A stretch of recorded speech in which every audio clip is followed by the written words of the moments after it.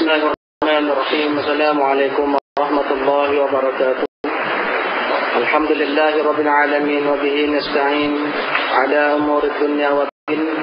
Wassalatu wassalamu ala asyrafil anbiya wal mursalin wa ala alihi wa ashabihi wa man ihtada bihadihi wastanna bi sunnatihi ila yaumiddin, amma ba'du. Banyak syukur kepada Allah Subhanahu wa taala kita diberikan kesehatan dan bertemu malam ini. Pertama sekali saya ucapkan jazakumullah dan terima kasih kepada mereka-mereka yang berusaha memberikan majlis ceramah pada malam ini, dan kepada hadirin hadirat yang sudi melapangkan masa bersama-sama kita menimba ilmu pengetahuan. Mudah-mudahan sedikit sebanyak dapat memberi bekalan dan petunjuk dalam kehidupan harian kita. Saudara, tajuk yang kita pilih pada malam ini adalah merupakan tajuk yang menarik. Suka tak suka, kita kena dengar. Sebab setiap yang hidup di muka bumi ini akan menghadapi kehidupan ke suasana tersebut, iaitu suasana rumah tangga, suasana bersuami, beristeri dan juga beranak pinak. Jadi alhamdulillah kita semua telah mempelajari ilmu fiqh, kita mempelajari ilmu hadis dan sebagainya. Tetapi dalam bidang-bidang seperti ini jarang diadakan di dalam kuliah-kuliah yang diadakan di masjid. Jadi ceramah yang seperti ini kita adakan merupakan ceramah bonus untuk kaum muslimin dan muslimat. InsyaAllah saya kira lepas mendengar ceramah-ceramah seperti ini, kita balik saja akan berubah 80% daripada yang bagus kepada yang bagus, daripada yang bagus kepada yang lebih bagus, daripada suami yang penyayang lebih penyayang, isteri yang penyayang lebih lagi penyayang terhadap suami, isteri dan keluarganya. Jadi saudara-saudara, kalau kita lihat kenapa berlaku muskilah di dalam kehidupan kita, kalau kita tanya, biasanya muskilah dan masalah berlaku disebabkan kita tidak tahu cara mengurai masalah. Contohnya kalau kita menjahit benang kesimpul, macam mana kita nak menjahit lebih lancar? Tentu kita perlu uraikan benang tadi, barulah kita boleh teruskan menjahit.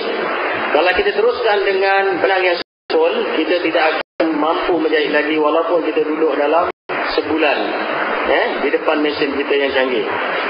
Jadi oleh sebab itu saudara, kita memilih tajuk ini supaya dapat sama-sama kita diskusi bagaimana kita mengurai masalah yang masih tidak selesai lagi. Kadang-kadang saudara, ada pandai bijak alim, tetapi tak dapat mengurai satu masalah yang kecil. Jadi dengan berkongsi ilmu pada malam ini, insyaAllah mudah-mudahan dapat mengurai banyak perkara yang kita tak tahu. Jadi alhamdulillah bersama saya iaitu Ustaz Syamil Mustar, saya Jumadi Mustar, dua-dua sama pin ni. Kalau saudara nak tahu kenapa sama pin, kena tanyakan. Jadi insyaAllah saya mulakan ceramah saya. Jadi saudara-saudara, kalau kita lihat, rumah adalah satu taman yang indah. Rumah tangga adalah satu taman yang lagi indah. Jadi beza dengan rumah tangga. Rumah tu belum tahu dia ada tangga dia. Kalau kata rumah tangga, satu rumah yang lebih indah. Kita dengar banyak ceramah mengatakan jannati, rumahku adalah syurgaku. Ada orang dia suka di masjid, tak nak balik rumah. Kita berheran, rumah tangga dia saya tak nak balik. Kenapa orang ni asyik dengan masjid itu? Ada 4-5 orang kat masjid tak nak balik. Apabila kita tanya, yang satu kata saya suka duduk masjid, alhamdulillah, Allah. Yang satu kita tanya, memang saya apabila duduk masjid tenang, alhamdulillah. Yang satu lagi kita tanya, sebab rumahku dah jadi neraka itu. Jadi kalau saya balik rumah, saya tak tenteram, jadi saya balik masjid. Jadi katanya dia ke masjid bukan kerana betul-betul kepada Allah, tapi nak larikan daripada rumah tangganya yang sudah berikut, yang sudah tidak dimasuki oleh para malaikat. Jadi yang kita nak bahas di malam ini, kenapa rumah tangga ataupun rumah kita atau rumah tangga kita tidak dimasuki malaikat. Jadi bab ini kita hurai bukan guna akal, bukan guna fikiran, tapi kita hurai berdasarkan hadis-hadis Rasul sallallahu alaihi wasallam yang merupakan hadis-hadis sahih yang diriwayatkan oleh banyakkan dalam kitab Sahih Bukhari dan Muslim dan juga dalam sunan-sunan yang lain. Saudara, semua orang insya-Allah kalau ada jodoh akan jumpa rumah tangga. Kalau tak jumpa rumah tangga di dunia, insya-Allah rumah tangga di akhirat lah kita. Sebab Allah dah janjikan orang soleh akan dikelilingi oleh 70 bidadari. Yang macam-macam, yang alaihi qasiratu tarfil ain. Bidadari yang si mata jeli, bukan mata goli. Mata jeli itu maknanya dia tak tengok orang lain, dia tengok orang dia. Mata goli dia nampak lagi handsome, dia jeling. Itu mata goli. Jadi mata jeli sedang menanti dia di syurga. Si mata lam yaqdi sunnah insun qablahu wala jan. Yang tak pernah dengar diusik, bersatu oleh jin juga manusia. Maknanya jin dan manusia tak pernah bersatu dengan dia. Ayat ini juga ulama mengatakan kepada kita, menunjukkan bahawa jin boleh bersatu dengan manusia berdasarkan ayat yang saya sebut tadi. Jadi apabila kita harapkan akhirat kesudahan yang indah, kita berharapkan, kita memerlukan dunia yang indah, rumah tangga yang indah. Kalau kita tanya, semua orang suka rumah tangga yang indah. Kalau rumah tangganya indah, malaikat masuk, kita selalu ingin, teringat. Kita keluar, kita ingat isteri kita, ingat anak-anak kita, ingat rumah kita. Tapi kalau rumah tangga tak indah, malaikat tak masuk, kita keluar, kita ingin balik. Kita lagi seronok di kedai kopi, kita lagi seronok di kedai main dam, kita lagi seronok di mana-mana tepi jalan. Kat situ kenikmatan yang sepatutnya dicapai oleh orang beriman yang merupakan bahagiannya di dunia sudah hilang. Bila kita kaji, kenapa malaikat tidak masuk rumah tangga sekarang? Kalau malaikat tak masuk, siapa yang masuk? Jin dan syaitan masuk. Ada satu riwayat mengatakan, dan dikupas ulama mengatakan, antara rumah tangga yang tak dimasuk oleh malaikat adalah rumah yang ada salib. Ini terang, saya baca hadis sahih. Yang ada salib bukanlah kita pergi tempat salib kat kedai ke, aku nak salib pasang sebatang tengah-tengah, kan? Hatta baju-baju, pakaian, dinding, lantai, apa saja yang ada di rumah salib. Jadi saya baca tengok, katanya rumah tidak akan dimasuk oleh malaikat sekiranya ada rumah salib. Dan dalam kupasan ulama katakan, apabila tak masuk malaikat, dimasuk dah. Oleh sebab itu, saudara, kalau kita fikir, tengok rumah tangga keliaman, kita heran apa puncanya. Serba-serbi cukup, makan, minum, semua cukup. Tetapi kenapa tak nyaman? Sebab ada yang lainnya mengajar dalam kehidupan. Inilah ada yang menakbir, yang cuba menakbir kehidupan rumah tangga kita. Itulah dia yang kita gelar musuh-musuh Allah dan musuh orang beriman. Di mana mereka telah berjanji kepada Allah. Mereka kata, kami akan menyesatkan, kami akan mengganggu. Kami akan mengganggu manusia selagi mana kami ada di muka bumi. Selagi mana manusia hidup, selagi mana manusia tercegat hidup di muka bumi, selagi itu kami akan ganggu. Jadi saudara, setan paling suka ganggu rumah tangga. Kerana itu adalah sumber kebahagiaan manusia dan sumber kemusnahan manusia. Sumber kebahagiaan masyarakat, di situ jugalah sumber kehancuran masyarakat. Oleh sebab itu saudara, sepatutnya kita orang beriman menjaga rumah tangga kita dengan penjagaan yang paling baik, yang paling sempurna. Kalau dibandingkan dengan kita menjaga kita. Kita jaga rumah kita tiap-tiap tahun kita. Belum masuk Ramadan kita dah rancang, betul tak? Nak apa tahun ini? Belum masuk Ramadan kita rancang nak tukar caution jenis apa? TV pula jenis apa? Tak pakai benjol-benjol lagi, sekarang TV semua masuk dalam dinding. Kalau dulu benjol tu keluar, sekarang TV semua dalam dinding, rata dengan dinding. Kita dah rancang. Tetapi jangan sekali kita merancang bagaimana kita nak memperbaiki suami, isteri dan anak-anak kita. Jangan kita fikir bagaimana nak memperbaiki rumah tangga kita. Sedangkan itu yang selalu diserang oleh musuh-musuh kita. Jin dan syaitan dan juga gejala-gejala luaran yang lain. Ya saudara, apabila kita renung, kita tengok elok-elok, kita kaji elok-elok, sebenarnya kejayaan seseorang di hari akhirat adalah kejayaan dia semasa di dunia. Kejayaan dia melayari kehidupan berumah tangga. Jadi kita lihat di sini. Dalam hadis mengatakan bahawa jin dan syaitan ada punca serta dermaga yang paling besar selain daripada jin yang kepala hitam. Yang disebut dalam Quran minal jinnati wan nas. Yang goda, yang was-waskan, yang ganggukan masyarakat umat Islam dua. Jin yang nyata, kepala hitam ni manusia orang cakap. Yang satu lagi jin yang halus, yang dicipta daripada api. Kalau tak kerana jin halus, jin kasar. Kalau tak kerana jin kasar, jin halus. Kadang-kadang halus ni dia yang hasut yang kasar. Kadang-kadang jin yang kasar pula dia yang hasut jin halus. Jadi sama. Kalau dulu peranan yang menggoda ni syaitan, sekarang peranan yang menggoda manusia. Kadang-kadang dia jemput syaitan menggoda keluarga yang dia tak suka. Jadi saudara, kalau kita lihat, subhanallah, kalau kita jadi orang Islam betul-betul mengikut peraturan, betul-betul ikhlas dan betul mencari keredaan Allah SWT, kita akan aman. Kita akan happy hidup di dunia, walaupun kita rasa susah mencari duit, susah mencari nafkah anak isteri, penat siang dan malam bekerja. Tapi kalau kita mencari keredaan Allah, kita cari kedamaian di rumah tangga kita, kita akan dapat satu ketenangan yang tak dapat kita cari walaupun kita berada di Hawaii, walaupun kita berada di mana lagi, di mana Maldives, Pulau Maldives yang bersih, yang cantik, kita tak akan jumpa. Tapi kita akan jumpa di rumah kita sendiri, walaupun tak cantik, walaupun tak indah mana, kita akan jumpa di rumah kita, walaupun isteri kita tak macam Mona Lisa, walaupun suami kita tak macam tak handsome macam mana. Tapi kita akan tenang dan riang kerana semua ahli rumah tangga kita mencari keredaan Allah Subhanahu wa taala. Jadi saudara, kalau kita lihat daripada kita mula berumah tangga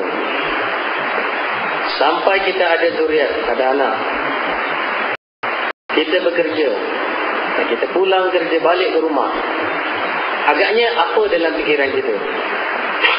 Orang yang beriman kepada Allah, dia nak keluar rumah, dia pergi, dia ingat, aku cari rezeki, aku tinggal di isteri dan anak-anakku, astaudirukum, aku serahkan anak dan isteriku kepada Allah. Sekiranya aku keluar mencari rezeki, aku balik hidup, maka anakku akan kubela. Sekiranya aku keluar mencari rezeki dan aku mati di jalan atau mana-mana, maka aku serahkan kepada Allah untuk mendidik anak dan isteriku. Ini doa kita. Apabila kita ada doa itu dan kita sangka baik kepada keluarga kita, aku sangka isteriku yang aku telah bela dia begitu lama, aku yakin kepada mereka, kepada isteriku, atau aku yakin kepada suamiku adalah orang yang terbaik dalam hidupku, yang boleh membimbing dan boleh membagi kebahagiaan kepada diri. Dan kita didik. Dan kita ingat, dengan kita niat begitu, dengan kita usaha yang terbaik, belum tahu juga kita dapat yang baik. Mungkin kita kuat, kita strong, kita beriman, tapi yang di rumah tak kuat. Dia mudah digoda oleh godaan-godaan luar. Dia mudah pengaruh dengan jiran tetangga. Mudah pengaruh dengan hasutan-hasutan kawan dan kawan. Oleh sebab itu, apabila kita pulang dengan keikhlasan dan kesungguhan, tapi yang di rumah, isteri dan suami, dia seperti kita. Jadi kita terpaksa hadapi juga. Terpaksa kita harungi juga. Awal masuk kumpulan manusia pergi belayar naik kapal. Sama bertolak dari pantai, semuanya happy. Ship kata, bos dia kata, ataupun penyenang kata, kita begini-begini ikut. Kapten kata, semua ikut. Ya, sebab kapal baru belayar, belum ada masalah. Apabila kapal sampai ke tengah, tiba-tiba ada gelombang. Tiba-tiba ada ikan sebesar-besar, ikan jerung, jos, nampak gigi. Masa itu, pengikut-pengikut anak kapal boleh jadi tak ikut cakap nahoda. Nahoda kata kita kena bela ini. Orang dah ketakutan, dia kata tak boleh cik, tak boleh bos, tak boleh kapten, kalau kita gini kita mati kena mati. Kata kapten, mana di sini? Masa itu rumah tangga ataupun masuk kapal yang akan penuh, akan ikut. Jadi begitulah rumah tangga kita. Tak akan selalu tenang, tak akan selalu dia nyaman. Tapi satu masa dia akan goyah. Jadi di situ memerlukan kepada seorang lelaki yang hakim, yang bijak, yang cerdik, yang sabar, yang tabah menghadapi suasana. Ini yang kita kena belajar, kita kena cerdik. Sebab banyak mengatakan takdir. Apabila berlaku suatu masalah, dia terus serah pada takdir. Sikit saja masalah, seorang imam minta cerai, dia sudah takdir aku laksanakan. Jadi ini namanya orang dewasa. Kalau simpet tak bijak, kapal dah tenggelam. Dia macam mana dia atur kapal sampai kapal itu tidak tenggelam sampai kepada tempat yang itu. Jadi apabila Allah Subhanahu Wa Taala berikan kita Islam sebagai agama pilihan, agama yang indah, maka kita orang Islam sepatutnya menjadi orang yang paling indah, yang paling menarik, dan agama itu merupakan agama yang paling indah dalam hidup kita. Tak ada keindahan lain daripada ini. Alhamdulillah, saudara. Kalau kita renung banyak-banyak, renung amat-amat, dan kita fikirkan kehidupan kita menuju kepada ke akhirat, maka apa yang sudah ada dengan kita peganglah baik-baik, kita terajulah dia baik-baik. InsyaAllah dengan bekalkan keikhlasan yang itu, maka Allah SWT akan memberi bantuan yang kuat kepada kita. Kalau ikhlas tidak ada, maka bantuan dari Allah tak mungkin akan sampai ke dalam diri dan wujud kita. Jadi saudara, saya mulakan dari dengan mukadimah, dan saya serahkan kepada Ustaz Suhaimi untuk meneruskan. Bismillahirrahmanirrahim. Alhamdulillah Rabbil Alamin, wal aqibatu lil muttaqin, wala udwana illa 'alal zalimin. Wassalatu wassalamu ala asyrafil anbiya'i wal mursalin, Sayyidina Muhammad wa ala alihi wa sahbihi ajma'in. Ibu bapa yang dikasihi sekalian, sebagai menyambung apa yang telah disampaikan oleh yang berbahagia Jumadi, pada malam ini kita akan membincangkan tentang kenapa rumah kita tidak dimasuki oleh malaikat. Jadi bila kita kata kenapa rumah kita tak masuk malaikat, maknanya yang masuk rumah kita apa? Syaitan. Yang masuk rumah kita siapa? Iblis. Yang masuk rumah kita siapa? Jin. Jadi jenis-jenis macam inilah yang masuk rumah kita kalau malaikat tak masuk. Kenapa? Dalam satu rumah tadi dia tidak boleh ada dua.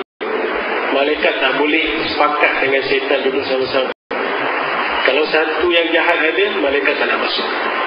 Kalau rumah tu suka kepada benda-benda, yang mana benda-benda yang boleh menarik syaitan masuk ke dalam rumah tersebut, maka rumah tu panas.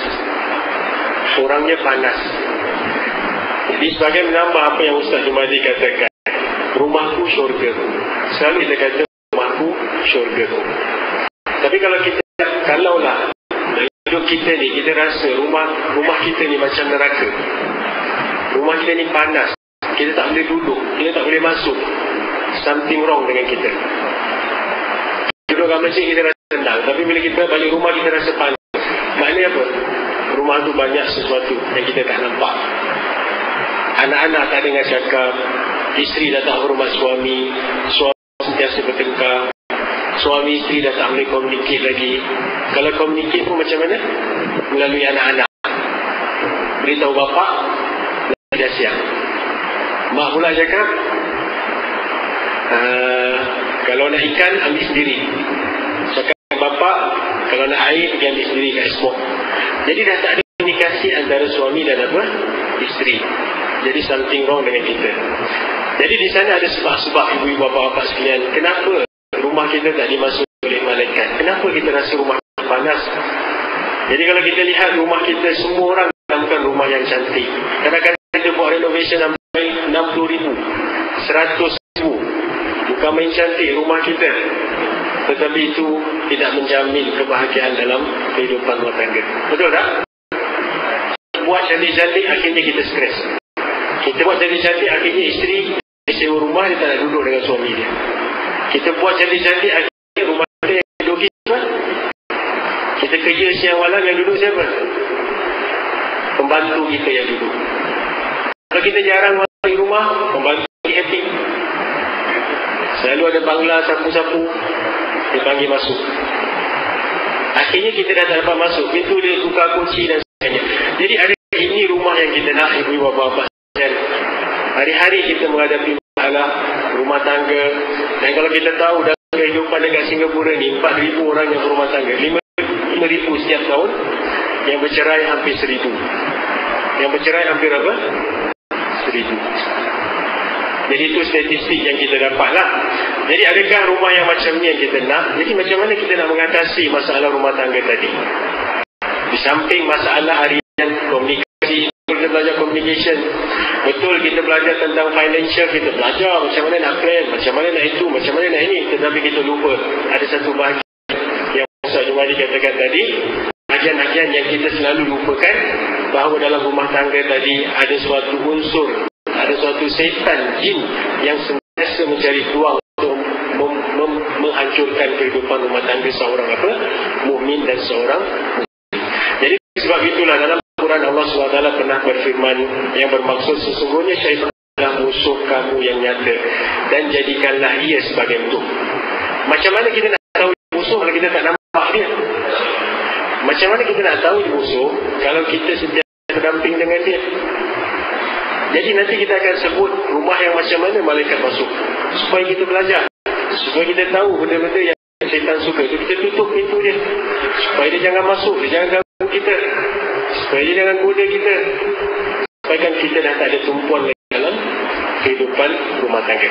Dan dalam ayat yang lain Allah Subhanahu Wa Taala pernah berfirman dan ingatkan kita semua manusia. Antaranya berbunyi, bukankah aku telah mengambil perjanjian daripada kalian wahai anak Adam agar kalian tidak menyembah syaitan. Sesungguhnya syaitan itu adalah musuh kamu yang nyata. Sebelum kita lahir dekat dunia ni, semua manusia yang dilahirkan dekat dunia ni dia dah berjanji dengan Tuhan. Dia dah ambil perjanjian dengan Tuhan. Dia kata kita tak akan menduakan Tuhan, kita tak akan menyembah syaitan. Itu janji kita sebelum kita lahir kat dunia. Semua anak Adam.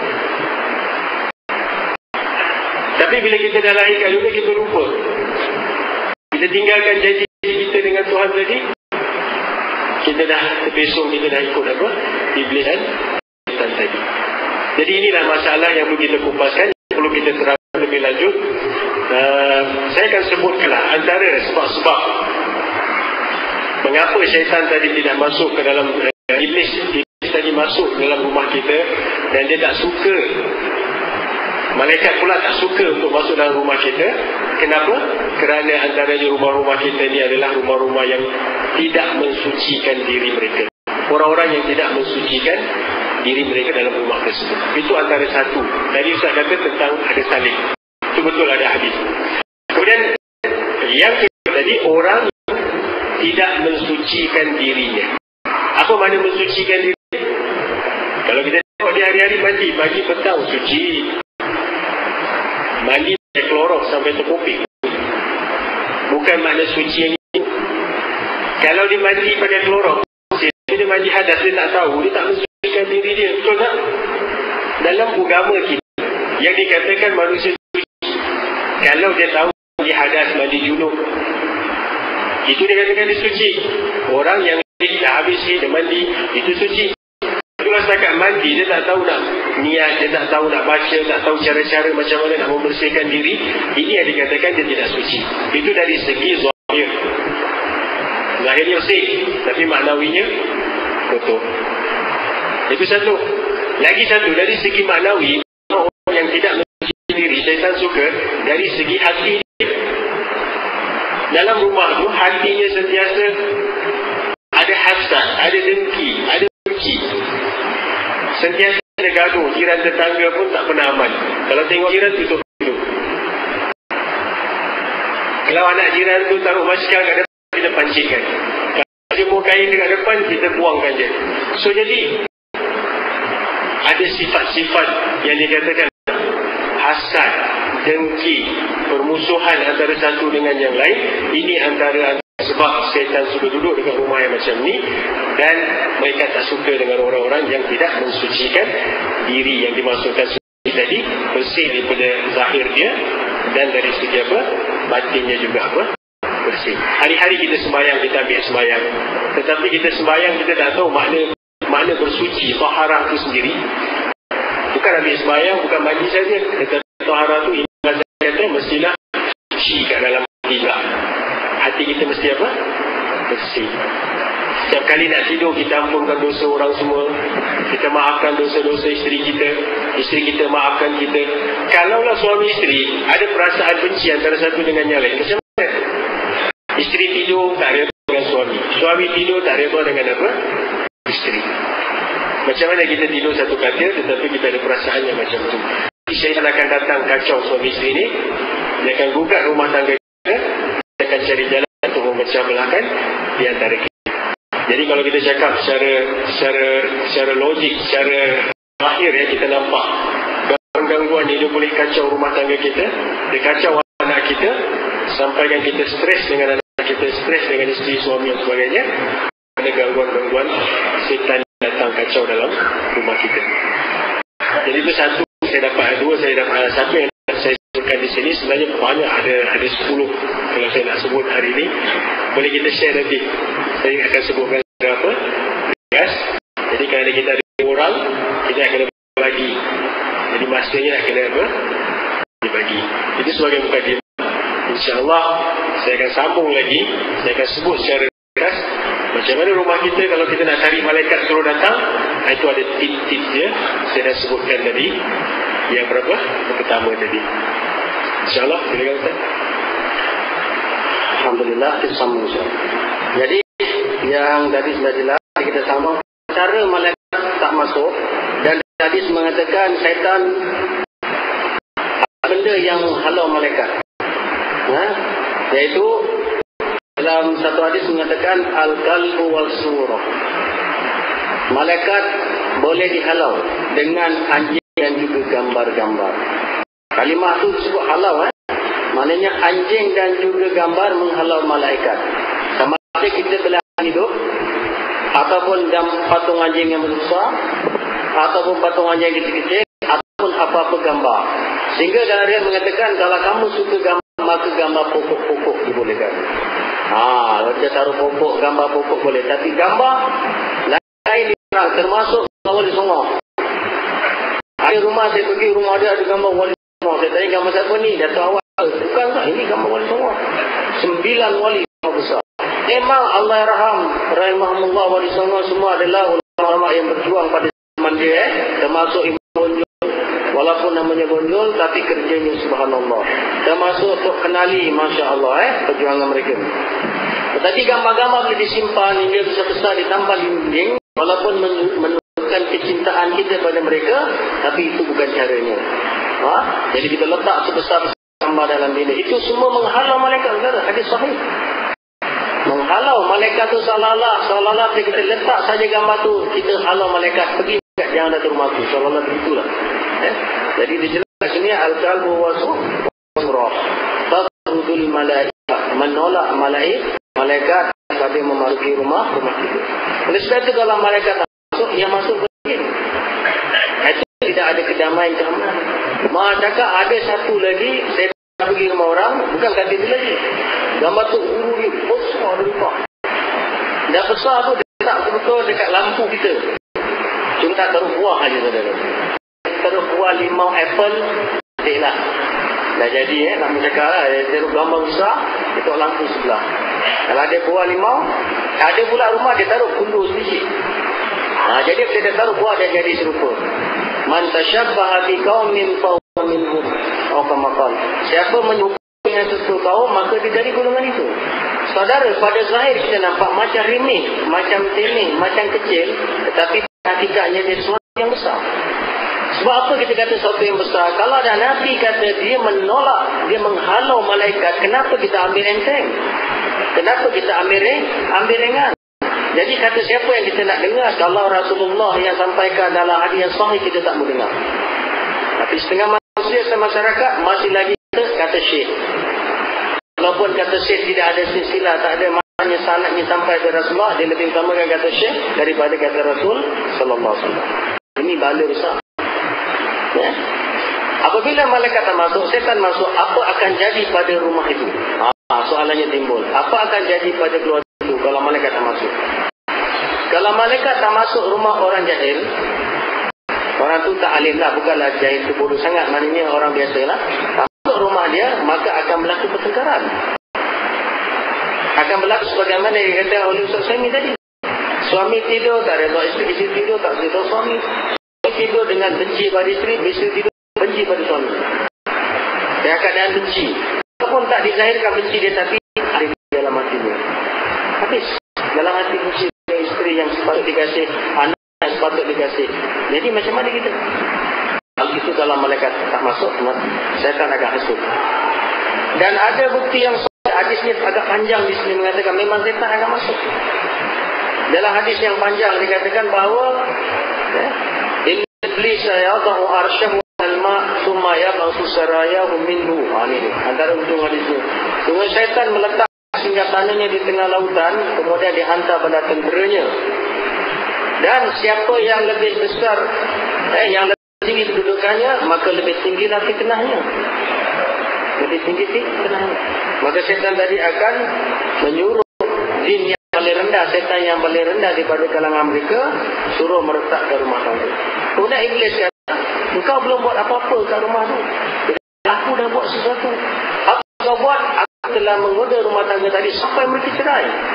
Aku telah mengasuh mereka sampai mereka cerai. Mereka kata, betul lah kau telah buat sesuatu. Jadi tidak ada malaikat yang masuk untuk menolong dia, sebab banyak halangan-halangan. Saya kata tadi antaranya salib. Baju baru saya sembahyang tadi, saya nampak orang bajunya ada salib. Baru depan saya tadi. Saudara nanti balik tengok betul gini. Ya, cek betul. Jadi baju yang begitu pun malaikat tak mahu. Kamu dekat. Dan hadis mengatakan Rasulullah SAW akan menghapuskan sekiranya dia melihat mana-mana ada salib. Dia akan koyakkan, dia akan bakar, akan hapuskan. Ada dalam hadis Sahih Bukhari. Yang kedua, yang malaikat tidak suka dan tak mau masuk orang tu rumah yang ada lonceng. Saya pergi satu rumah, satu tempat, lonceng penuh. Saya masuk, saya teranjak diri.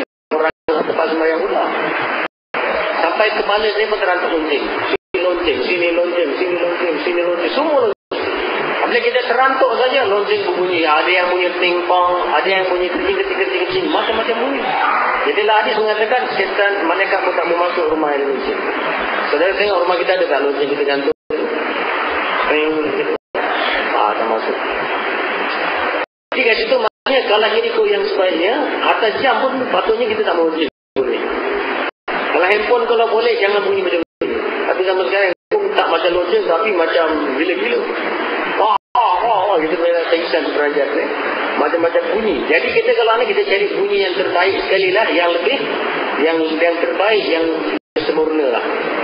Tu dia. Jadi saya baca hadis saya juga. Lonceng-lonceng menyebabkan malaikat tidak mahu masuk ke rumah. Ada orang yang suka beri barang antik. Pergi Thailand dengan lonceng banyak. Ada lonceng kecil, lonceng besar. Jadi rumahnya dah minggu dah. Tak pakai lonceng semua. Saudara, malaikat masuk. Jadi kalau kita sayang benda tu, bermakna kita tak sayang malaikat. Kalau kita sayang malaikat, kita kena korbanlah benda yang kita sayangkan.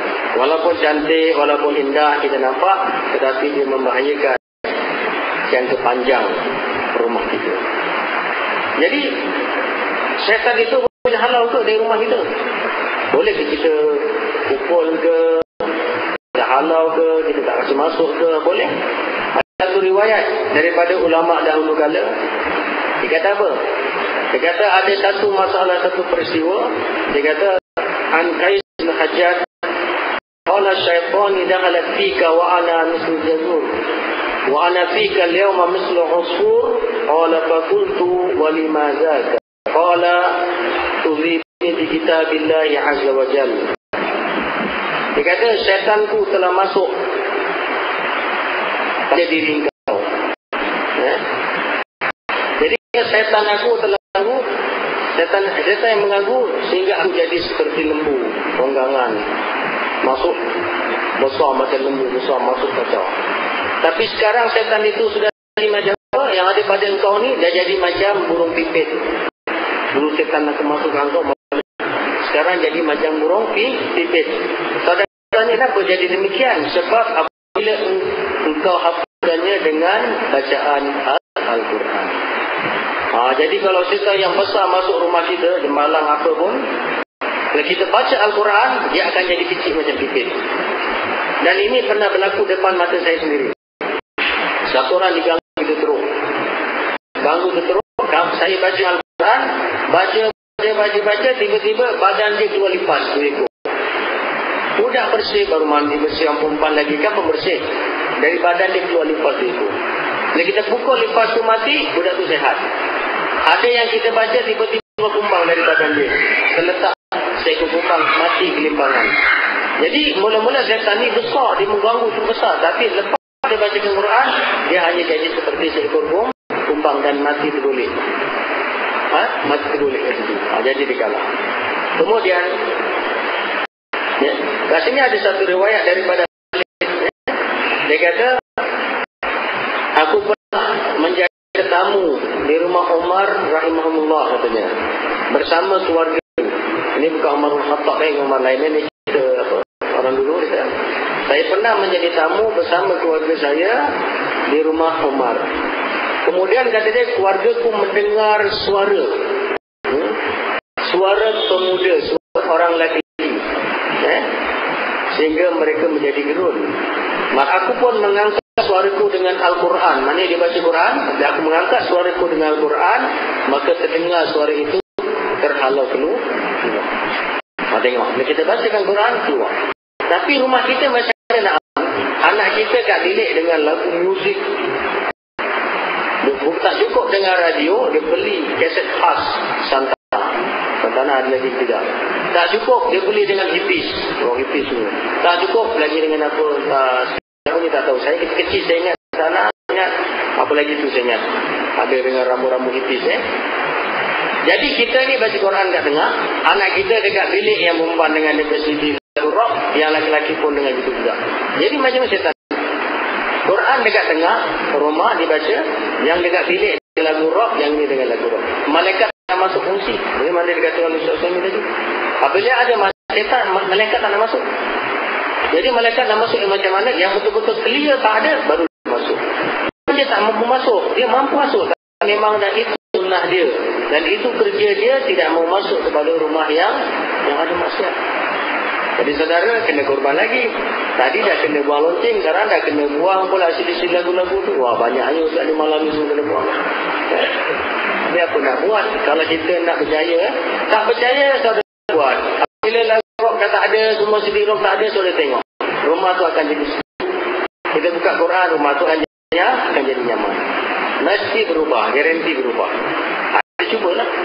Tak cuba mana tahu Itu saudara. Jadi kemudian putus asa.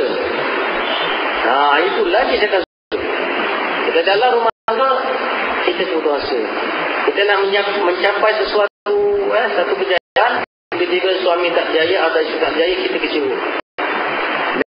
Kita kecewa, kita putus asa, itu adalah membuka besar luang ataupun pintu syaitan. Dan dari situlah akan berlaku segala kerosakan dalam rumah tangga. Respect saudara, kalau ada rumah tangga yang tak boleh aman, bukan tak aman, tak aman, boleh aman, tapi yang tak boleh aman, lebih baik ada rumah bertangga cukup. Betul tak? Kalau ada rumah tangga kita tak yakin boleh aman, kita tak nak usaha ataupun kita tak yakin boleh aman, lebih baik kita ada rumah bertangga. Rumah bertangga lain, rumahnya ada tangga. Rumah tangga lain, rumahnya ada isteri atau ada suami. Baik. Kemudian dalam rumah ni pula ada tempat-tempat lagi khusus lagi tu, yang dia sebenarnya nanti nak mencekau kita. Oleh sebab itu dalam riwayat hadis mengatakan sallu fi buyutikum illa al-wajibah. Dalam hadis kata salatlah di rumah kamu sendiri kecuali yang wajib. Sebab apa? Kerana riwayat lain mengatakan janganlah kamu jadikan rumah kamu seperti kubur. Kerana rumah itu disuruh kita salat dan disuruh kita baca Al-Quran atau membaca kitab-kitab agama. Kalau di rumah ada suami ada isteri, suami baca Quran satu malam, ataupun suami sembahyang sudah satu malam, isteri pula membaca kitab satu malam. Kalau suami dapat pahala 100, isteri pun dapat pahala 100. Suami baca kitab satu malam, baca kitab ulang kaji ajaran di masjid, isteri sembahyang 100 rakaat di sebelah-sebelah. Dua-dua pun dapat pahala sama. Kerana orang yang mengkaji ilmu pengetahuan, membaca, mengulang kaji ilmu pengetahuan, pahalanya sama dengan orang yang sembahyang 100 rakaat sunnah. Nah, dua-dua ada pahala. Apabila pekerjaan itu ada pahala, bermakna ada malaikat yang mendoakan, bermakna ada rahmat. Jadi, kalau kerja itu tidak ada pahala, bermakna kerja itu sia-sia. sia-sia. Jadi di rumah disuruh sembahyang, sebab di rumah disuruh doa, disuruh zikir, disuruh aman damai, sebab di situlah tempat kebahagiaan. Ada orang di masjid dia rajin, tapi di rumah dia tak mahu. Ada orang di masjid disuruh-suruh, tapi di rumah dibiarkan begitu saja. Sampai saya bagi contoh, ada orang isteri anak tak pandai baca Quran. Dia pandai baca Quran pada suami saja. Tetapi isterinya tahu ditinggalkan. Dia beribadat cukup rajin, tapi anak dia tinggalkan kepada pandai sendiri. Jadi bermakna kita meninggalkan mereka dimakan oleh serigala. Itu maknanya setiap suami yang begitu kena bagi masa juga untuk mereka untuk mereka. Khususnya saudara-saudara, saya lihat zaman sekarang anak-anak kita, sama ada lelaki atau perempuan, anak remaja kita, saya lihat banyak yang tidak menjaga kebersihan diri dan istri. Saya bagi contoh, kadang-kadang anak-anak kita ni kalau kita tak tegur, dia bangun pagi tu, bangun tidur subuh, terus pergi ambil wuduk sembahyang. Sebenarnya itu tak sah. Bangun pagi lepas subuh, ambil wuduk terus sembahyang, buka pakaian terus wuduk sembahyang, sebenarnya itu tak sah. Kenapa tak sah? Sedangkan kita bangun tidur, Rasulullah kata, Iza staiqaza ahadukum min naumihi fala yughmis yadahu fil ina fa innahu la yadri aina batatuhu aw kama qala. Apabila seseorang itu bangun daripada tidurnya, jangan memasukkan tangannya ke dalam bejana atau bekas air, kerana dia tak tahu di mana tangannya pergi semasa dia tidur. Tangan tidur meraba teruk, lagi tu ada buruk. Tak situ pula buruk, lepas tu pegang makanan kotor. Apabila kita tidur, sudah pasti kita tidur, boleh jadi keluar mazi, boleh jadi keluar wadi, boleh jadi macam-macam keluar. Jadi oleh sebab itu anak kita dalam solat kita kejut, dia suruh dia istinja, lelaki atau perempuan. Kita pastikan dia bercebok dulu. Kita pastikan dia bercebok dulu, barulah dia ambil wuduk dan solat. Tapi kalau kebersihan tak ada, sah. Tak ada bermakna memang rumah tu tak sembahyang. Dia sembahyang kan mak bapak dia. Mak pun malah juga, malah lah cebok-cebok sembahyang aja pun sama. Bapak pun kata cek-cek ini pun tak apa-apa, bersih pun sembahyang, semua tak sembahyang. Subhanallah. Oleh sebab itu kalau kita cek balik, kenapa kami semua sembahyang tapi rumah tak aman? Rupanya semuanya tak sembahyang pada hakikat ini. Ini dia. Saudara, dalam perkara ini kita kena lihat. Kemudian ada rumah tangga yang mereka akan masuk, Allah doa. Doa paling kuat. Saya baca dalam kitab Syekh Ibn Taimiyah, dalam kitabnya dia kata doa ini sekiranya ada jin atau syaitan yang durjana nak menghancurkan rumah tangga kita, kita berdoa minta pada Allah. Disebut dalam kitabnya akan ada ratus-ratus syaitan yang mati, ratus-ratus jin yang mati, dan akan ada syaitan, ratus-ratus syaitan juga akan sakit derita dengan doa kita. Disebut dalam hadis doa mukhul ibadah. Itu poin yang tentunya insyaAllah saya ni akan tambah lah. Saya sebenarnya tak berjam, jadi tak tahu berapa. Oh, depan ada. Kita habis pukul 10 kan? Jemaah. Kita habis pukul berapa ya? Pukul 10 kita habis ya? Berkurang itu ya. Jadi saya ringkaskan setelah pada saya bilang. InsyaAllah lah. Kita akan tambah lagi tentang apa itu. Kenapa malaikat tadi tak masuk rumah kita. Antara sebab. Kita tambah lagi ya. Orang yang rukuk dan sujud kepada Allah.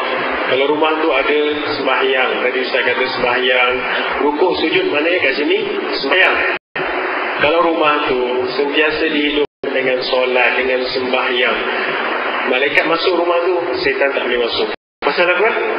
Syaitan suka kalau rumah tu sikit-sikit sembahyang, sikit-sikit doa, sikit-sikit baca Quran. Syaitan tak suka rumah yang macam ni. Jadi kalau syaitan tak suka, rumah kita sejuk lah. Tapi kalau syaitan suka, tu baliknya, rumah yang tak ada sembahyang. Kalau sembahyang pun sembahyang tak sah. Pasal apa tak sah? Pasal dia tidak belajar bab taharah, dia cuma belajar bab solat saja. Sebab itu kalau ibadah, kita belajar bab taharah dulu kan. Macam mana nak membersihkan diri, macam mana nak mandi hadas, macam mana nak cuci kalau ada najis, macam mana nak istinja. Jadi kalau ini dia tak jaga, kadang-kadang dia cuci kaki. Sebab dalam hadis wailul lil aqabi minan nar, siapa habis sembahyang pun masuk neraka juga. Kenapa? Bila dia ambil sembahyang, dia lupa nak cuci kuku lali dia. Dia cuci depan kaki dia, tak cuci kat belakang, masuk neraka juga. Pasal sembahyang dia selamanya tak sah. Pasal tak ikut peraturan yang Allah tetapkan. Kalau nak cuci kaki sampai dekat atas kuku lali. cuci tangan mesti ilal apa tu, mirfaqai ini maknanya sampai dua lengan kita atas. Kadang-kadang cuci itu je. Masa nak belajar bab taharah, macam mana Rasulullah kita nak ambil sembahyang dengan betul. Jadi dah tak ringan benda tu. Kemudian ada orang juga masuk neraka pasal apa? Dia syaitan kacau dia ingat dia dah betul. Dia kalau kencing dia tidak terus kencing dia, kemudian dia terus sembahyang, dia buat ibadah, masuk neraka juga orang. Rasulullah SAW pernah jalan dekat kubur, satu kubur, kemudian dia dengar satu orang tengah dua kubur menangis minta tolong. Rasulullah dengar. Dan dia ambil pelepah kurma, dia belah dua itu, dia cacak satu kubur, kemudian dia cacak satu lagi. Sahabat tanya kepada Rasulullah, kenapa wahai Rasulullah awak buat begini macam tu? Rasulullah kata, aku dengar ada dua orang dalam kubur ni minta tolong kerana dia kena siksa dalam kubur ni. Bila aku cacakkan pelepah kurma tadi, pelepah kurma tu hijau, dia tak kena siksa. Siapa mereka tu? Yang pertama, Yamshi bin Namimah, dia suka bawa mulut, kena siksa apa? Kubur. Yang kedua apa? La yastati'u bi bauli, dia tidak tahu macam mana nak membersihkan bila dia buang air kecil. Bendanya simple, bendanya mudah, tapi di sini Rasulullah nak terangkan kepada kita dosanya besar. Kita cerita pasal orang, dosa besar. Itu syaitan juga. Sebab itu kalau kita cerita satu orang akan sambung lagi. Cerita itu jadi dua tambah-tambah, jadi panjang. Pasal apa? Syaitan yang beranan kat situ. Orangnya kena siksa. Dan lagi satu tadi kita katakan pasal dia tidak jaga buang air tadi, tak bersih. Tadi seluar dia tak bersih, tempat tak bersih, dia sembahyang juga, kena siksa juga. Cuba bayangkan. Jadi nak menunjukkan kepada kita bahawa kebersihan itu penting. Jadi sebab kita akan ambil berat dalam soal kebersihan. Dan kebersihan tadi bukan kebersihan yang zahir saja, kebersihan zahir dan apa? Batin. Dalam pun nak kena apa? Bersih juga. Kemudian yang seterusnya, orang yang menepati janji. Ini kalau dalam rumah keluarganya suka menepati janji, dia berpegang dengan janji. Dulu dia pernah janji dengan Tuhan kan? So kita lahir, alam ahad ilaikum ya bani adam an la ta'budu syaitan. Bukankah aku dah berjanji dengan kau pun dah berjanji dengan aku supaya jangan sembah kepada syaitan. Kita semua ialah janji ni. Tapi bila kita dah ada kat dunia ni lah, kat dunia ni kita sembah syaitan tanpa kita sedari, dan cara-cara yang halus. Syaitan kita panggil masuk ke rumah kita dengan cara yang halus. Antaranya apa tadi? Bunyi-bunyian. Lonceng-lonceng tu bunyi-bunyian. Muzik lagi sedap. Kalau dia masuk, dia enjoy. Sebab itu kalau kita dengar muzik, tak berhenti. Kita boleh simpan CD sampai tinggi macam ni. Cuba simpan satu Quran, kejap aja buang. Ayat Quran tak menarik. Kalau dengar pun panas, telinga gatal. Buka Quran, telinga gatal. Kalau buka lagu, 2 jam, 3 jam. Pasal apa? Itu suara syaitan. Syaitan dah janji dengan Tuhan, aku akan sesatkan anak Adam, aku akan tarik mereka, aku akan lalaikan mereka daripada hati kau. Allah kata buatlah, buat. Panggillah dengan suara-suara kau. Apa suara syaitan? Nyanyian, lagu-lagu. Ini semua suara-suara apa?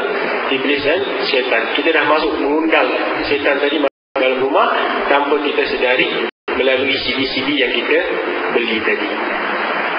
Ada satu cerita orang belajar tentang itu. Dia panggil hantu, belajar apa? Duit dia belajar duit tu, dia seru-seru. Dia ambil buku kat library. Kemudian dia amalkan benda tu, syaitan tu datang masuk dalam badan dia. Spirit datang masuk dalam badan dia. Dia baca buku kat library.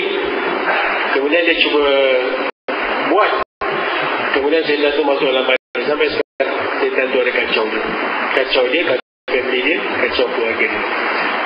Jadi ni cara-cara kalau kita nak panggil syaitan senang aja sebenarnya. Kalau nak pun saya boleh ajar. Ada cara-cara dia. Nak?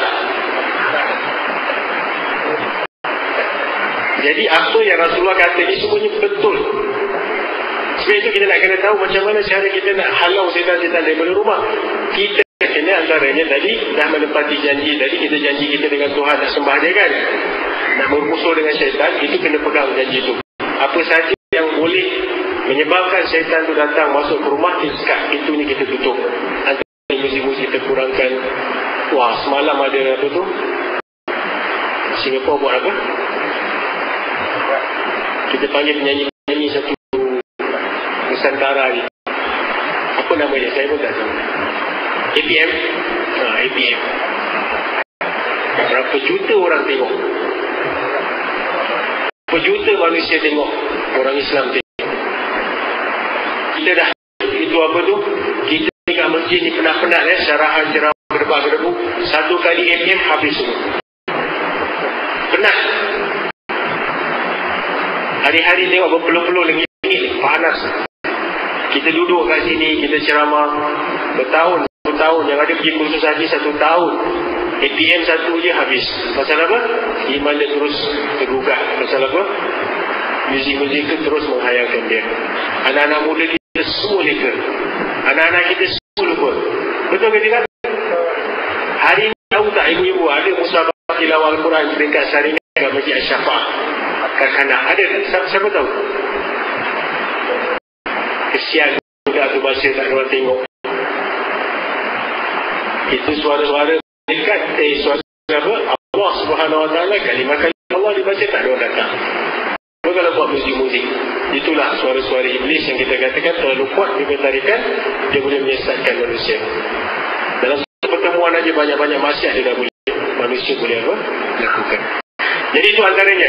Kemudian kita tengok lagi antara sebab tadi, kita kena pelihara silaturahmi. Kalau tak nak syaitan masuk dalam rumah kita.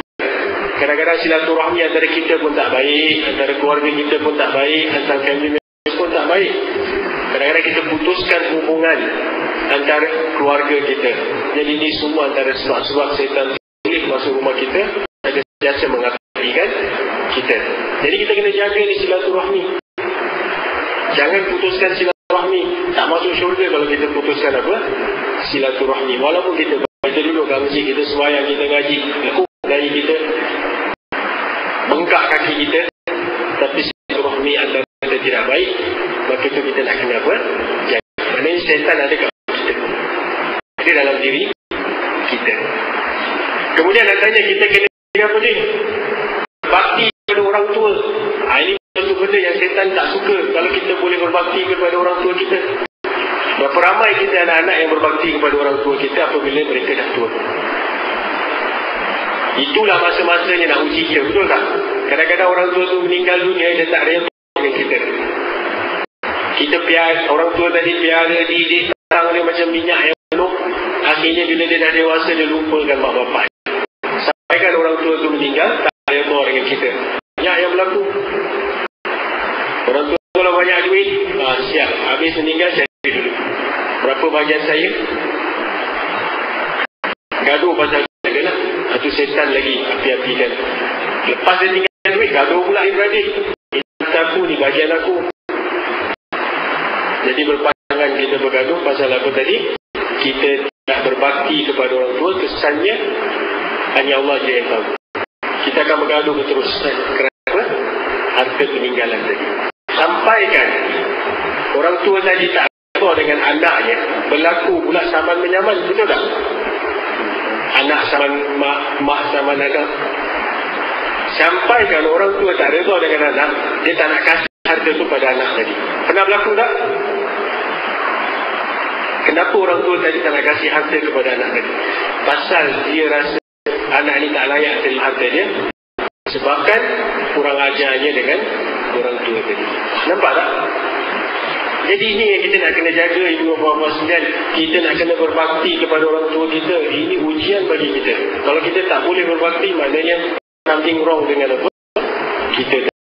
Kemudian kita nak kena jaga makanan kita. Kalau kita suka makan benda yang halal, syaitan sukalah kat perut kita. Syaitan sukalah hidup kat rumah kita. Pasal orang ni makan benda yang haram. Tak boleh dari mana datang semua, bantai aja. Dia baca bismillah, tapi bendanya haram. Tak boleh. Kita tak boleh makan sembarangan. Tak boleh kasih makan anak kita sembarangan. Rasulullah kata, kalau kita kasih makan benda yang haram, benda yang haram itu akan tumbuh. Anak kita nanti membesar dengan benda yang haram. Ini yang syaitan suka, suruh kita makan benda haram. Macam mana kita nak tahu benda yang haram? Kira-kira macam dia jangan makan benda yang tak halal. Kalau nak makan, pastikan benda tu halal, bersih, kecil. Ayam pangkung pun kita bedal. Ayam mati kena enggak pun kita makan. Dalam Islam tak boleh makan benda-benda yang haram. Pasal apa? Dia tak boleh dengan cara yang halal. Bila ada orang makan, okey lah. Kalau orang makan, okey. Tapi tahu benda tu haram, bedal juga. Yang ada minum bir, sah. Yang ada minum apa tu, dadah memang banyak lah, sedap kan. Yang ada makan apa lagi, macam-macam makanan dia makan, dia tak kira benda-benda halal ataupun haram. Dia dapat duit tadi, dia kasi makan anak-anak dia. So jadi ini semua beri kesan dalam apa tu, kehidupan rumah tangga kita. Rumah tangga kita panas. Anak-anak kita membesar dengan benda yang haram, dia pun panas. Besok besar dia jadi nakal sebab kita sumpah dia dengan benda-benda yang apa, haram. Jadi itu kita nak kena jaga. Kemudian kita nak kena ada akhlak dan sikap yang baik. Ini akhlak ni penting. Kalau orang dalam rumah tu ada akhlak, ada sikap yang baik, syaitan tak masuklah rumah kita, Allah. Tapi kalau kita tak jaga akhlak ni kena belajar tau. Dia macam apa tu, macam kita belajar skill. Jadi akhlak pun perlu diajar dalam kehidupan rumah tangga. Orang tu lahir tak semestinya betul jadi akhlak dia baik. Dia kena belajar. Kalau orang dulu dia ajar kita jalan depan orang tua tunduk, betul. Kalau ada orang berbual, jangan cakap. Orang tua berbual, diam. Jangan nak makan, mesti beradab. Ini semua akhlak yang perlu kita ajarkan dalam kehidupan rumah tangga kita. Di samping tu, ada juga kita kena ajar juga suatu perkara yang penting. Kita nak kena jaga rahsia orang lain.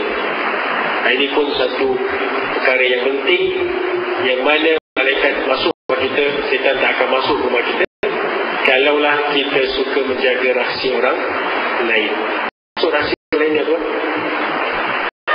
Apa sahaja cerita yang kita dengar, sikit saja, 3 minit je boleh. Apa sahaja cerita yang kita dengar daripada orang-orang, kalau orang tu bawa berita kepada kita, kita jangan sampaikan terus. Kita tengok dalam sejarah Nabi SAW, hadisul ifki, ini disebut dalam Al-Quran, yang mana orang-orang Islam di kota Madinah dulu menuduh isteri Rasulullah melakukan zina. 40 hari lamanya Rasulullah tak terima ayat Quran menyatakan isinya bersih daripada tuduhan tersebut. Rasulullah suffer kerana tuduhan-tuduhan tersebut. Cuba bayangkan dia punya fitnah tu dahsyat. Sebab itu dalam Al-Quran kata fitnah lebih berat daripada membunuh. Jadi kalau kita dengarlah orang tu buat jahat, orang tu buat ini, kita dengar inja'akum fasiqun binaba'in fatabayyanu. Sekiranya orang fasik datang kepada kamu sebarkan berita, kamu kena hati-hati, jangan sebarkan berita itu. Ini syaitan dari peranan. Dia suruh apa? Ceritakan dengan orang, sebarkan cerita orang, burukkan orang. Dalam Al-Quran kata kalau kita tuduh orang melakukan zina, tak ada sebab, tak ada saksi, tak bawa 4 saksi, kita kena sebar. Jadi ini yang berlaku pada zaman Rasulullah. Sahabat-sahabat terbagi kepada beberapa golongan. Satu terikut dengan orang munafik yang menyebarkan berita menuduh isteri Rasulullah melakukan zina. Yang kedua, sahabat diam, tak mau cakap apa-apa. Mereka semua tak berani nak cakap apa-apa. Dan yang ketiga, kalau kita tengok Rasulullah merasa tertekan, stres. Pasal apa? Dia sebagai pendakwah, sebagai Nabi, sebagai Rasul, tetapi orang menuduh isteri dia melakukan apa? Perkara-perkara yang tak. Fitnah yang Rasulullah terima pada ketika itu, tapi Rasulullah tetap sabar. Isteri Rasulullah sampai dah tak tahan nangis-nangis kerana tak turun ayat Quran membersihkan diri mereka. Akhirnya selepas 40 hari bersih Rasulullah dan isterinya daripada itu tuduhan-tuduhan. Lalu Rasulullah panggil sahabat-sahabat yang menuduh, dan ada yang kena sebat lah kalau dia sebat. Dan sahabat-sahabat yang baik yang menjaga rahsia orang, inilah Allah SWT puji mereka dengan pujian-pujian yang baik. Jadi ni kita nak jaga rahsia ini important. Allah mengatakan kalau seorang hamba tadi dapat menutup kesalahan orang, sedang saudaranya, keaiban saudaranya, maka Allah akan menutup keaibannya di dunia dan di akhirat. Jadi ini sebab fitnah setan tadi akan menyebarkan fitnah melalui kita, dibisikkan kita suruh ceritakan kepada orang tentang keburukan orang lain. Ini akhlak yang penting yang saya rasa saya nak terangkan dekat sini, dan seterusnya ada lagi beberapa yang kita nak kena amalkan juga. Kehidupan harian kita nak kena sebarkan salam, banyak-banyak salam dengan orang. Salam ni penting. Masuk rumah pun kita kena beri salam. Bila kita bagi salam, setan lari, malaikat ada, malaikat yang jawab. Sebab itu bila kita masuk rumah, walaupun rumah tu kosong, kita kena beri salam. Kadang-kadang orang tanya beri salam pada siapa? Ada orang kat dalam tu. Dia jawab, dia tak dengar. Siapa yang jawab? Malaikat yang jawab. Sekarang kalau saya tanya, kita kalau sembahyang, kita cakap Assalamualaikum warahmatullahi. Assalamualaikum warahmatullahi. Siapa jawab? Assalamualaikum warahmatullahi. Kita jawab tu, Waalaikumsalam. Waalaikumsalam. Ada kan? Sebab itu Rasulullah kata afsus salam. Itu malaikat yang jawab. Jadi dia suruh kita sebarkan salam tadi, kerana dengan salam tadi kita akan berkasih sayang. Jadi saya rasa itu yang dapat saya cover untuk hari ini. Dan ada lagi, akhir sekali lah saya nak sebut dekat sini, kita mesti sifat untuk memaafkan orang lain. Itu boleh. Terkait dengan orang dia tak boleh jadi pemaaf. Itu setan ada dalam badan. Rasulullah kata orang yang paling kuat bukanlah badan dia besar. Bukan dia boleh banting orang, dia boleh picit orang, dia boleh cekik orang, dia boleh pukul orang. Itu bukan kuat. Orang yang kuat, orang yang boleh mengawal dirinya ketika marah. Mungkin dia marah, dia lupa, dia tak ingat. Tetapi lepas tu dia dah balik, mungkin kesilapan dia tak maaf. So jadi itu maknanya orang yang yang kuat. Tapi kalau orang kuat, dia banting orang, dia banting orang, itu Rasulullah kata bukan kuat. Dan lagi satu, pernah dalam sejarah Rasulullah SAW datang kepada satu orang wanita yang suaminya meninggal dunia. Rasulullah kata sabar. Dia kata dengan Rasulullah, kau tak menghadapi macam mana aku hadapi? Macam mana kau nak kata sabar-sabar? Aku yang meninggal suami, kau kata sabar-sabar. Kemudian sahabat kata kepada wanita tersebut, kau kenal tak siapa yang kau kata tadi cakap dengan macam tu? Tak kenal. Itulah Rasulullah. Dia bila dengar Rasulullah terus nak pergi jumpa Rasulullah, nak minta maaf, nak sabar pada ketika itu. Kemudian dia jumpa Rasulullah, Rasulullah kata sabar bukan sekarang, sabar nanti. Tapi kalau ada 2 hari awak nak sabar, tak payahlah. Itu tak ada tak ada tis kesabaran yang ada. Jadi sabar tu maknanya bila berlaku satu musibah, satu kemalangan, pada ketika itu kita sabar. Itulah yang dikatakan sabar. Bila kita sabar, insyaAllah setan patah tulang. Orang yang banyak sabar, orang yang tak marah, orang yang pemaaf, orang yang sentiasa berzikir, lidahnya basah berzikir kepada Allah, setan akan patah tulang lah kita. Dia tidak boleh ganggu kita. Orang yang macam ni, orang yang sudah sujud, sembahyang, doa, dia tak putus-putus doa, dan setan tak akan dapat ganggu dia. Bahkan malaikat akan sentiasa bersama dia, melindungi dia, membantu dia dalam mengatasi kejahatan kita yang datang dekat sini. Awak tahu tak, dalam hadis Rasulullah mengatakan malaikat-malaikat dia turun dengan sayapnya. Wa ghasyiyahumur rahmah. Dalam majlis ni ada rahmah. Nazalat alaihimus sakinah. Ada ketenangan. Wa zakarahumullahu man indah. Dan Allah sebut nama kita satu persatu. Besok dekat mana? Dalam majlis yang lebih baik daripada ini. Mungkin di akhirat besok Allah dudukkan kita dekat satu majlis yang mana malaikat-malaikat ada dekat situ. Allah akan sebut nama-nama kita kerana dia kat dunia pernah duduk dalam satu majlis ilmu, dan Allah akan dudukkan kita di tempat yang lebih baik di hari akhirat. Jadi bila kita berjalan menuntut ilmu, kita balik, ini semua malaikat akan lindungi kita. Setapak yang kita melangkah, semuanya kita dapat pahala. Setiap sembahyang yang kita lakukan, setiap tapak yang kita pergi dekat masjid ini semua menjadi saksi di hari akhirat kelak. Jadi bukan sia-sia apa yang kita lakukan pada malam ini.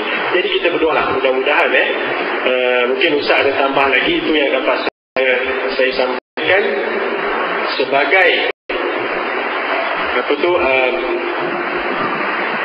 benteng-benteng untuk kita menghalau setan, dan kita mengundang malaikat untuk datang ke rumah kita.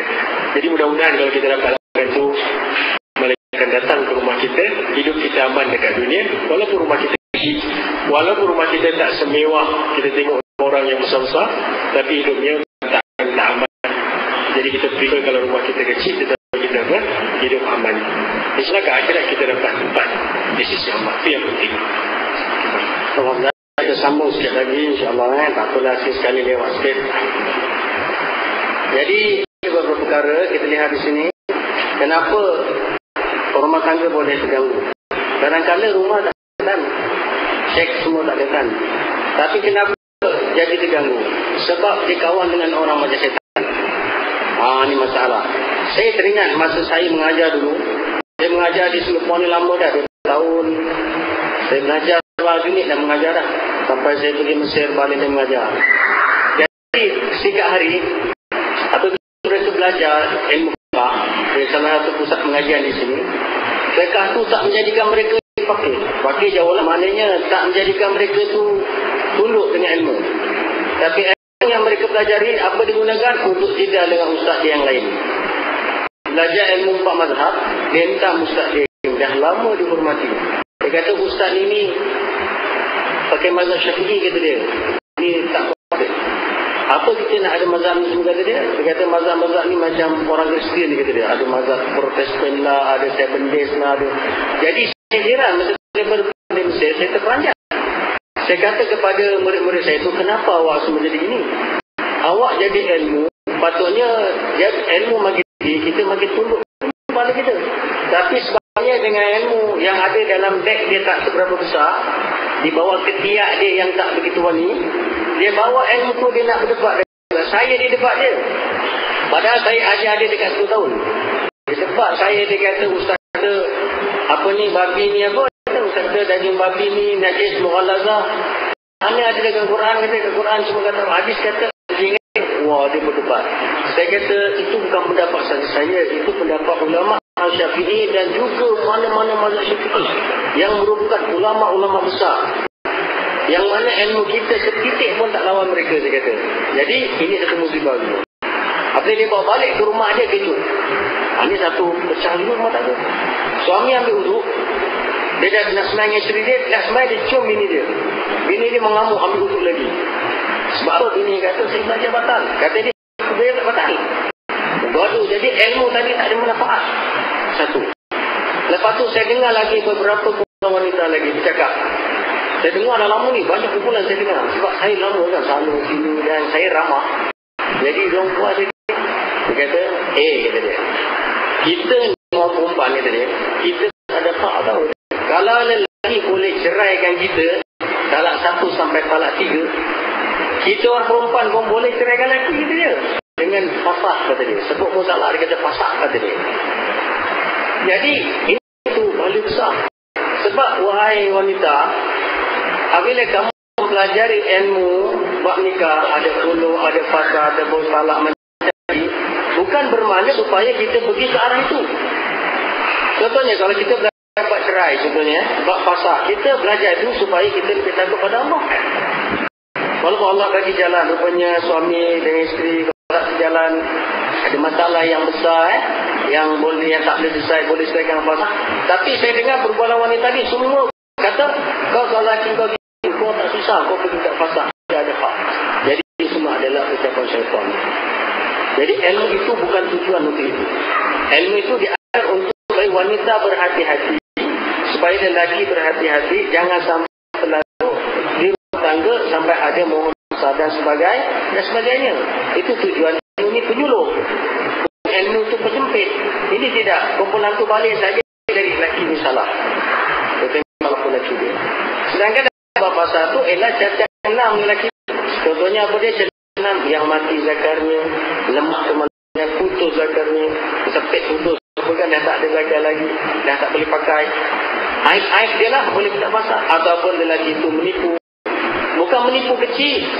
Suami kata nanti balik abang belikan lontong. Dia tak beli pun, dia buat tato tidur. Isteri kata jadilah belikan lontong, tak beli. Dah 3 kali abang tipu saya, saya tak pasal. Bukan itu. Maksud tipu, itu tipu agama. Suaminya masa nak kahwin, dia kata saya orang yang baik. Saya selalu kat Masjid Khalid. Muka saya kat belakang imam, muka kata dia. Sekali kahwin, muka dia kat mana? Dekat Jelang, dekat Kedah sana. Ini tipu yang macam gini yang boleh pasal. Juga sekadar suami tipu tak belikan murtabak, suami tipu tak tak kasih duit cukup, kata nak bagi 500, gaji semua kasih 400. Itu semua benda yang boleh kita toleransi. Mana ada orang tak buat silap, mana suami tak buat silap, mana ada isteri tak buat silap. Kalau malaikat dibagi nafsu pun buat silap. Satu saudara, saya ingatkan kepada penuntut ilmu di sini, kaum lelaki atau kaum wanita, bila kamu menuntut ilmu, kena kamu faham ruh ilmu. Ruh ilmu, bukan ilmu sendiri, ruh dia. Oleh sebab itu, satu masa semasa Muhammad Abduh pelajari, Syekh Muhammad Abduh seorang jago ilmu keluaran Mufti Azhar tahun 18 dulu. Gurunya Syekh Jamaluddin Akhbani. Jadi satu hari Syekh Muhammad Abduh dengan murid-muridnya sembahyang di Mufti Azhar. Syekh Jamaluddin Akhbani tanya, wahai Muhammad, muridku Muhammad Abduh, kau jelaskan kepada aku apa itu takrif ilmu. Ini dah belajar ni, dah graduate, dah master ni. Jelaskan kepada aku takrif ilmu. 3-4 orang dia bagi takrif ilmu tu, ilmu yang boleh diamalkan, yang menolaknya, semua bagi takrif. Syekh tu kata ilmu yang sebenarnya itu ini saja yang betul. Wattaqullah wa yu'allimukumullah. Itu takrif ilmu. Bukan tadinya kita ada ilmu kita ngajar, bukan, tapi bertakwalah kepada Allah, Allah akan bagi kamu ilmu. Subhanallah. Oleh sebab itu saudara-saudari, kita belajar ilmu untuk Allah. Jangan kita belajar ilmu cerita tentang kepentingan lelaki untuk entam perempuan. Bila kita belajar ilmu untuk kepentingan perempuan untuk entam lelaki atau suami dia pula, ini tak benar. Jadi apabila kita belajar bab fasad, belajar bab cerai, kita kena pandang suami atau isteri itu dengan pandangan lebih sayang. Bang, aku dah belajar bab cerai, bab fasad, bang. Jadi aku takut fasad dan cerai ini berlaku dalam diri aku dan dalam keluarga aku, bang. Apa tu begitu? Tanda-tanda yang boleh fasad ni ada pada awak, bang. Tapi saya takut dia berlaku. Itu dia. Patutnya gitu. Ini tidak. Dia catat point. Hari Senin salah apa? Hari Selasa, Rabu, Khamis, Jumaat. Genap hari Minggu. Oh, tutup hari Minggu. Genap hari Senin. Pergi mahkamah. Satu fail penuh. Tapi kesilapan dia satu pun tulis. Adakah orang kalau mengadu mahkamah dia sebut silap dia? Dia tanya. Suami saya silap 20, isteri saya silap 20. Saya cuma 10 sebut. Tak ada. Satu tak boleh sebut. Dia akan sebut semua dia baik. Dia akan sebut semua pasangan jahat. Sebab apa? Sebab bila kita marah, syaitan sudah menggoda kita. Dan apabila hilang ikhlas, apabila hilang insaf, maka pula segala maksiat. Ini antara retakan rumah tangga yang sebagaimana disebut oleh Ustaz Sami, kalau 5,000, 1,000 akan cerai. Antara punca-puncanya adalah salah faham dalam membawa ilmu yang tidak dibuatnya. Itu yang kita jaga betul. Ini yang besar saya berlaku pada zaman Allah. Saya rasa saya cukup setakat ini. Dan kepada Ustaz Sami, kalau nak sambung, insyaAllah disambung. Kalau dia nak tutup, dan dia beliau yang tutup. Saya tak tahulah ni pasal jemaah ni tak ada soalan ke apa. Ada ke soalan? Ada tak ada lah tak ada Okey, saya nampak macam tak ada. Okey, kalau tak ada, insyaAllah lah tutuplah majlis ini dengan apa tu, saya terangkan jugalah sebenarnya kalau mengikut pengalaman kita, Ustaz Juwadi ni banyak pengalaman dari segi apa tu, perawatan benda-benda gangguan-gangguan ni, dan saya pun ikut Ustaz Juwadi. Dan saya pun ada pengalaman dalam suami.